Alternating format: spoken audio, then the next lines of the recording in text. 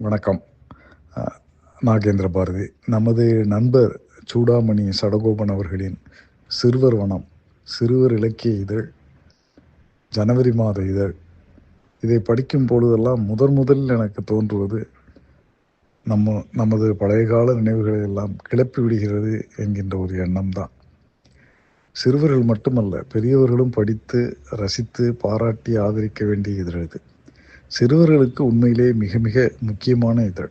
சிறுவர் இலக்கியம் அருகி வருகின்ற இந்த காலத்திலே மிக அருமையான முயற்சி எடுத்து பலவிதமான கட்டுரைகள், அறிவுக்கு, அன்புக்கு, பண்பாட்டுக்கு, அறிவு விளையாட்டுக்கு என்று பலவிதமான கட்டுரைகளை தொகுத்து இந்த இதழை தொடர்ந்து வெளியிட்டு வரும் நமது நண்பர் சூடாமணி சடகோபன் அவர்களுக்கு நாம் நன்றியும் பாராட்டுகளும் தெரிவிக்க கடமைப்பட்டு இருக்கிறோம்.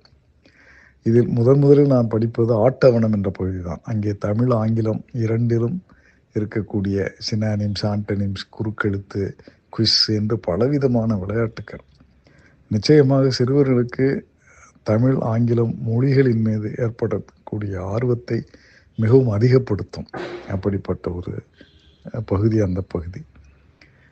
அது மட்டுமல்ல, உள்ளே அடங்கியிருக்கக்கூடிய கட்டுரைகள், கதைகள் எல்லாமே அறிவுக்கும் பண்பாட்டுக்கும் ஏற்ற விதத்தில் நமது தமிழர் பண்பாட்டையும் சிறுவர்களின் மனத்திலே எந்த விதமான எண்ணங்களை விதைக்க வேண்டும் என்கின்ற பொறுப்புணர்ச்சியோடும் நண்பர் அவர்கள் தொகுத்துள்ளார். அவை அனைத்தும் அனைவரும் படிக்க வேண்டிய கட்டுரைகள். எனக்கு இதில் மிக மிக பிடித்தது அவரே எழுதி வருகின்ற அந்த பழைய கால நமது விளையாட்டுக்கள். இந்த மாதம் அவர் எழுதியுள்ளது கோழி விளையாட்டையும் கில்லி விளையாட்டையும் பற்றி. கோழி விளையாட்டின் 2 விதமான விதங்களையும் அருமையாக குறிப்பிட்டிருக்கிறார். அப்படியே அந்த உத்தரகோசமங்கை ஊரிலே கோயிலுக்கு எதிர் உள்ள மிகப்பெரிய கிரவுண்டிலே நண்பர்களோடு சேர்ந்து விளையாடிய இந்த 2 விளையாட்டுகளுமே எனது நினைவுக்கு வந்தன.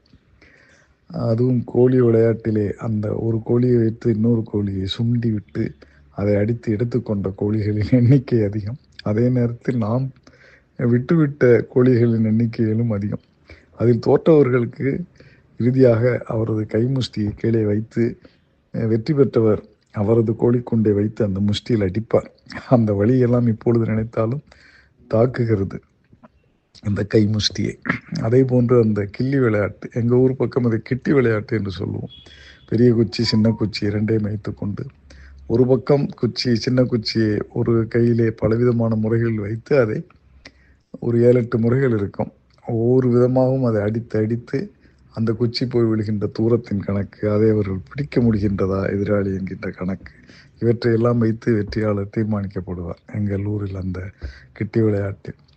கடைசியாக அந்த கிட்டியை அடித்து கொண்டு பெரிய குச்சியை வச்சு சின்ன குச்சியை அடித்து கொண்டே சென்று எங்களுடைய அந்த கோயில் முன்னாலே இருக்கும் மைதானத்திலிருந்து தெற்கு தெரு மைதானம் அது வரைக்கும் சென்று விட்டு திரும்பி வருவது.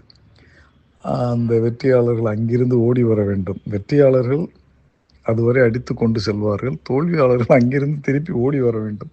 இதுவரைக்கும் போன்ற பலவிதமான அந்த விளையாட்டுகள் மூலம் நமது கான்சன்ட்ரேஷன் பவர், முக்கியமாக கோழி விளையாட்டிலே நமது அந்த கான்சன்ட்ரேஷன் பவர், கூர்மையாக அடித்து அந்த கோழியை மற்றொரு கோழியை அடிக்கக்கூடிய அந்த திறன்.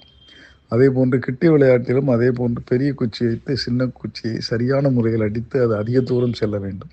ஸோ அங்கே ஒரு வலிமை, கான்சன்ட்ரேஷன் போன்ற பலவிதமும் சிறுவர்களுக்கு உருவாக்கக்கூடிய விதத்தில் அமைந்த விளையாட்டு. அந்த கட்டுரையை மிகவும் அனுபவித்து படித்தேன். இதுபோன்று நீங்கள் இதில் உள்ள எல்லா கட்டுரைகளையும் படிக்கலாம். அவருடைய தலையங்கத்தில் அவர் சொல்லியிருப்பது போல அமெரிக்கா போன்ற நாடுகளில் சிறுவர் இலக்கியத்துக்கு அரசாங்கம் பல மில்லியன் டாலர் செலவழித்து வளர்க்கிறது. அதுபோன்ற நிலை நமது நாட்டிலும் வர வேண்டும். இங்கும் எவ்வளவோ பரிசுகள் கொடுக்கிறார்கள், அரசாங்கத்திலும் கொடுக்கிறார்கள், தனியார் நிறுவனங்களும் கொடுக்கிறார்கள். இன்னமும் இது அதிகப்பட வேண்டும் என்ற ஆசிரியர்களுடைய ஆர்வம் நிச்சயமாக பலிக்க வேண்டும். அதற்கு நாம் அனைவரும் ஒத்துழைக்க வேண்டும். நிச்சயமாக சிறுவர் இலக்கியத்துக்கு நண்பர் சூடாமணி சடகோபன் அவர்கள் ஆற்றி வருகின்ற பணி மிகச்சிறப்பான பணி. அதை தொடரட்டும். நாம் அனைவரும் இந்த சிறுவர் இதழுக்கு சந்தாக்கள் செலுத்தி படிப்போம். நான் முன்பாகவே சந்தா செலுத்தி விட்டேன். இதே போன்று நமது ரம்யா வாசுதேவன் அவர் நடத்தி வருகின்ற அண்டர் தி ட்ரீ ஃபவுண்டேஷன் மூலமாகவும் சிறுவர் இலக்கியத்துக்கு பல சேவைகள் செய்து வருகின்றார். சிறுவர் இலக்கியத்தை படித்து அந்த கதைகளை சொல்லக்கூடிய போட்டிகளெல்லாம் ஒவ்வொரு வருடம் வைத்து நடத்தி வருகின்றார். இந்த வருட போட்டி அநேகமாக மார்ச் மாதம் நடக்கும் என்று நினைக்கின்றேன். அது பற்றிய விவரங்களை எல்லாம் நமது குழுவிலே பகிர்ந்திருந்தார். இதுபோன்று சிறுவர் இலக்கியத்தை பள்ளி பருவத்திலேயே படிக்கின்ற ஒரு ஆர்வத்தை அனைவருக்கும் தூண்டுகின்ற சேவைகள் புரிந்து வரும் இவர்களை பாராட்டுவோம், இவர்களுக்கு ஆதரவு அளிப்போம்.